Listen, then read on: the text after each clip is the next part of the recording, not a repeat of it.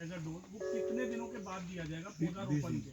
हाँ, वो 1 महीने के बाद शुरू होना चाहिए, 30 दिन के बाद शुरू होना चाहिए, फिर अगले 20-20 दिन में। अगर नर्सरी से लगाएंगे तब भी या बीज से लगाएंगे तभी भी, दोनों में 30 दिन के बाद तभी भी, हाँ 30 दिन के बाद से ही शुरू होना चाहिए और फिर कंटिन्यूसली 20-20 दिन में रिपीट चलेगा वो, ऐसा हो। और नाइट्रोजन का फर्स्ट डोज? नाइट्रोजन का भी फर्स्ट डोज मटका खाद के साथ में ही अटैच करवा। सब फसल जैसे अभी टाइम जो है फसल लगा दिए बाद में दे सकते हैं कंपोस्ट? फसल लगा दिए बाद में कंपोस्ट दे सकते हो, पर हाँ कंपोस्ट देते समय आपको मिट्टी चढ़ाना पड़ेगी। अच्छा, या तो उसको मिट्टी में मिलाना पड़ेगा। कंपोस्ट का एक थंब रूल है, कभी भी कंपोस्ट को देने के बाद आप उसको ऐसे ही खुला मत छोड़ो, क्योंकि ऐसे ही छोड़ोगे धूप पड़ेगी, धूप पड़ने से उसका पूरा चला जाएगा, जो ताकत है वो ख़त्म हो जाएगा।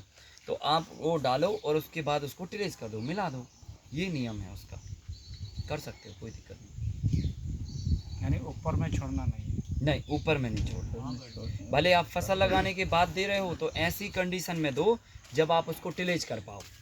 तो जैसे मान के चलो हमने अभी दिया और हमने पीछे से उस पर कुछ गुड़ाई बुड़ाई कर दी, मिट्टी विट्टी चढ़ा दी, इस तरह का कुछ कर दिया तो वो जाके पूरा मिट्टी में मिल जाएगा।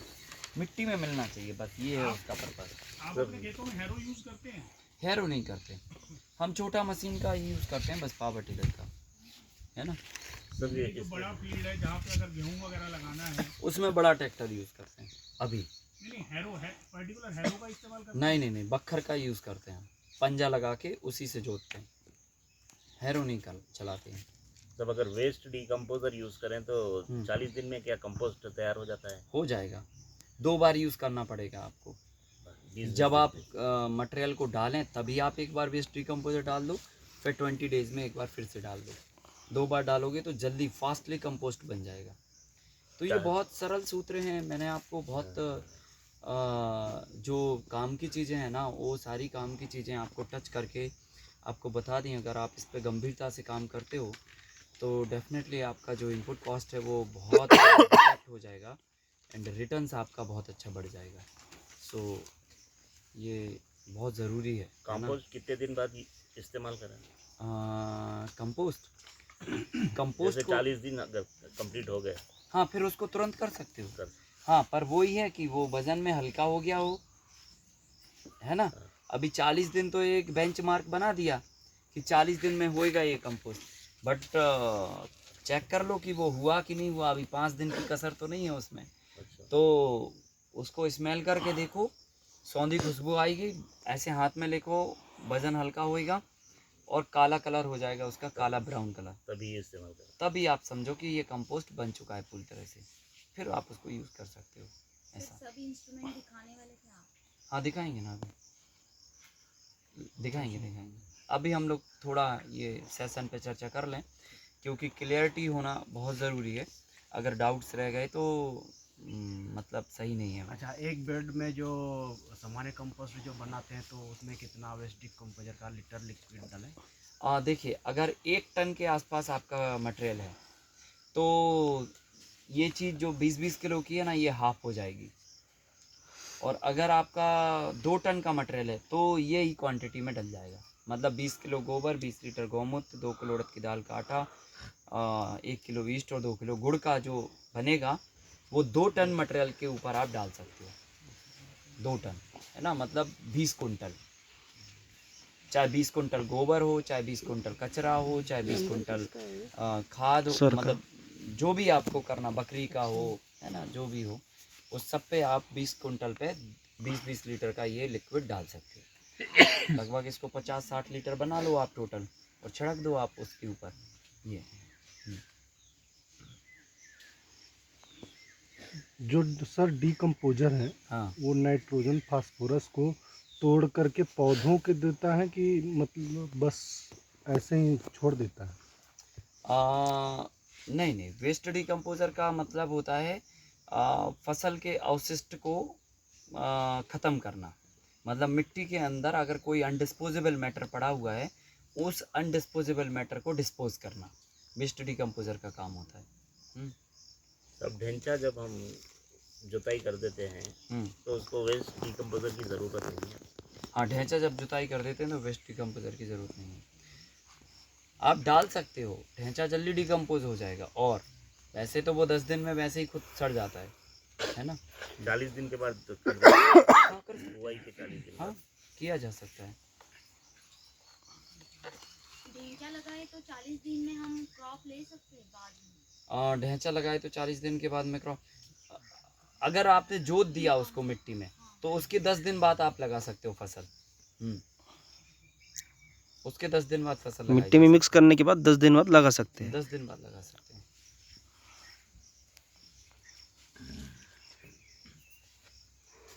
ये मटका खाद जो बताया साहब वो पर एकड़ के लिए है ना? पर एकड़ के पर वन टाइम या हाँ, 1 टाइम। और एवरी 20 डेज है, एवरी 20 डेज उसका डोज बनता जाएगा, है ना। ये एक बार में देना है और ऐसा ये डोज 20-20 दिन में रिपीट करना है। तो ये कंप्लीट माइक्रोन्यूट्रिएंट का ओपन में क्रॉप करेंगे तो भी वो मटका खाद तो भी ये सभी फसलों के लिए कॉमन है।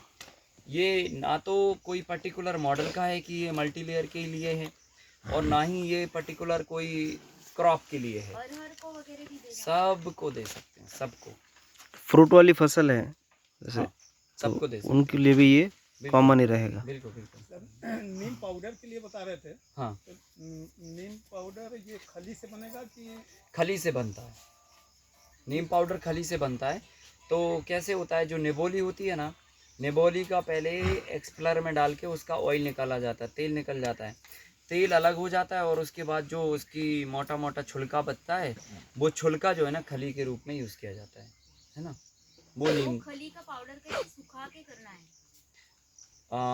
खली का पाउडर नहीं सुखाना क्या, वो तो जब उसमें से तेल निकलेगा तो वो सूखा ही हुआ निकलेगा लगभग।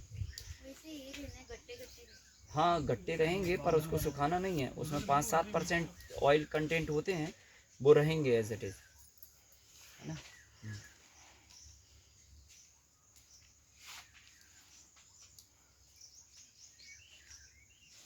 नीम का पाउडर बनाएंगे कैसे? वो कठिन काम है। कठिन तो नहीं है वैसे, लेकिन आपको छोटा सा 10-12 हज़ार रुपये का इंस्ट्रूमेंट भी आता है। आप घरेलू तौर पे आप निबोली को उसमें डाल के उसका ऑयल निकाल लेंगे और उसके बाद जो छुलका बचेगा उसको आप थोड़ा ड्राई कर दीजिए और पाउडर कर दीजिए, उसको पाउडर बनेगा नीम का। और वो 10,000 का इंस्ट्रूमेंट हम घर पे आप तेल निकालने के लिए भी। हाँ, सभी का आप उसमें मूंगफली का, सरसों का, सबका निकाल सकते हो आप। तो वो छोटा होममेड आता है, छोटा सा प्लांट है ना, इतना सा होता है। नहीं, अपने यहाँ नहीं, अपने यहाँ तो कोलू का बड़ा प्लांट है तो हम लोग उसी से निकालते हैं।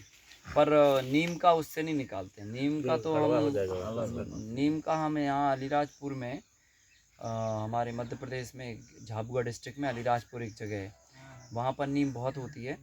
तो वहाँ पर हम अपने किसान भाई को लगवाए हैं प्लांट, उससे हम निकलवाते हैं। तो वो अपना प्लांट भी चलाता है और जगह भी बेचता है और वो हमारा भी निकालता है, ऐसा है। तो हम इकट्ठा 500-1000 लीटर एक बार में निकलवा लेते हैं, बुला लेते हैं, रख लेते हैं बैरलों में, करते रहते हैं ऐसा। इकट्ठा करना पड़ता है। हाँ, निबोली को इकट्ठा करना पड़ता है। तो जहाँ पर ट्राइबल एरिया है, जहाँ पर नीम बहुत होती है, तो वहाँ पर ऑटोमेटिकली लोग उसको कलेक्ट करके और बेचने आते हैं मंडी में। तो वो अलीराजपुर झाबुआ में बहुत बड़ी मंडी है इसकी, तो वहाँ पर खूब नीम होती है, तो निबोलियाँ आती हैं, वहीं पर हम लोग इसका तेल निकालते हैं। मैं सर एक बार गांव के महिलाओं से बिनवाया था, 10 रुपये किलो उनसे खरीदा था। हाँ। उसके बाद उसको पेरवाने गया तो वो बोला कि इसमें तेल नहीं निकलेगा, ऐसे ही केवल पीसा जाएगा। तो ऐसे ही पेर कर मुझको दे दिया, बोला तेल नहीं निकला। अरे नहीं, निबोली पकने के बाद ऑयल निकलता है उसमें। वो बोला कि उसको सड़ाएंगे, उसका बीज बनाएंगे, उसको धोएंगे बीज को, तब निकलेगा। धोने के बाद वो सुखाया जाता है। हाँ, उसकी प्रोसेस है, पर ऐसा नहीं होता है। अगर मान के चलो पका हुआ निबोली है तो तेल उसमें निकलेगा। पका आप वैसे ले गए उसको छिलके के समेत? छिलका समेत। आप तो फिर कैसे आएगा? नहीं आएगा, इसको पूरा छिलका उतार के सुखाना पड़ेगा। धो के सुखाना पड़ेगा। क्या बोले? लेना चाहिए। हाँ, वो ऐसे ही निमोनी नहीं लेके जाना। उसकी प्रोसेस होती है असल में, इसलिए वो थोड़ा कठिन, इसलिए मैंने कहा आप तो नीम की पत्तियां यूज़ करो, क्यों झमेले में पड़ रहे हो? हाँ, नीम की पानी में डाल देना है उसे, नहीं पानी में मत डालो, आप सीधी पत्तियां तोड़ो और बिखेर दो खेत में, सबसे सिंपल काम। जब पत्ती मिट्टी के अंदर जाती है और धूप पड़ती है ना, तो पत्ती से वाष्प निकलती है, वो वाष्प ही हमारे काम की चीज़ है, समझ गए ना? तो वो वाष्प क्या है, पूरी मिट्टी के वातावरण को क्लीन कर देती है, वही चाहिए हमको। तो वो पत्ती में सब, और अच्छा वो पत्ती डिस्पोज हो जाएगी तो खाद बन जाएगा, तो कार्बन भी बढ़ जाएगा मिट्टी का। तो 200 किलो 1-2 भक्कू पत्तियाँ तोड़ो नीम की और बस ऐसे फैला दो, उड़ा दो पूरे खेत में, वो बकर दो। सबसे अच्छा तरीका, सबसे बेस्ट तरीका। सब पिछले साल हर नीम के दरख्त को जो है बीमारी आई है, क्या आप ये बात महसूस की है? कैसा नीम के पत्ते जिस तरह वायरस होता है ना, हाँ हाँ। ऐसा हर जगह नीम को जो है नहीं। पत्ते जल गए थे, देखा आपने? मैंने देखा हमारे यहाँ भी। अच्छा, तो इसकी कोई खास वजह थी क्या? पता नहीं, यहाँ तो नहीं, हर जगह हुआ। नहीं महाराष्ट्र तक हमारे यहाँ और आगे ठंडी के समय में हुआ था क्या? पूरा पेड़ जल गया था। वायरस नहीं, पत्ते अच्छा। पत्ते अभी क्या क्या आएगा वो पता शायद नहीं वो है। फ्लाई जो उड़ते हैं एक साथ झुंड में, उसकी वजह से तो नहीं हुआ था, वो सब एक से। हाँ? नहीं, पर यहाँ नहीं हुआ, हमारे उधर पीछे फॉरेस्ट में बहुत नीम लगा हुआ है। हमारे पास कम से कम टोटल मिला के 100 झाड़ होंगे नीम के। हाँ, सब मिला के 100 झाड़ हैं हमारे पास नीम के। कम से कम 8-10 झाड़ इस वाले फॉरेस्ट में है और 60 झाड़ के आसपास उस फॉरेस्ट में है, और इक्का दुक्का ऐसे बीच बीच में भी लगे हुए हैं। टोटल मिला के 100 के आसपास टोटल प्लांट्स हैं हमारे ऐसा पास। हो सकता है जैसा तो बीमारी जो है नीम को भी लगी हाँ, हो। वो जो है ना कुदरत का, देखो अभी ऐसा है, क्या हो रहा है किसी को भी नहीं पता है।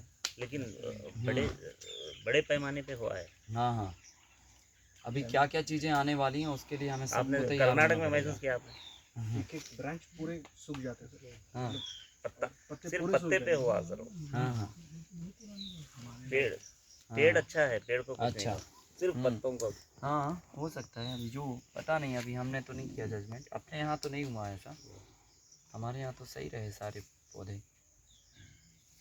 और कोई सवाल डाइट से रिलेटेड या डिहाइड्रेशन से भी रिलेटेड पूछ सकते हो, या ओवरऑल लेयर फार्मिंग या अभी तक के भी प्रोग्राम से रिलेटेड पूछ सकते हो।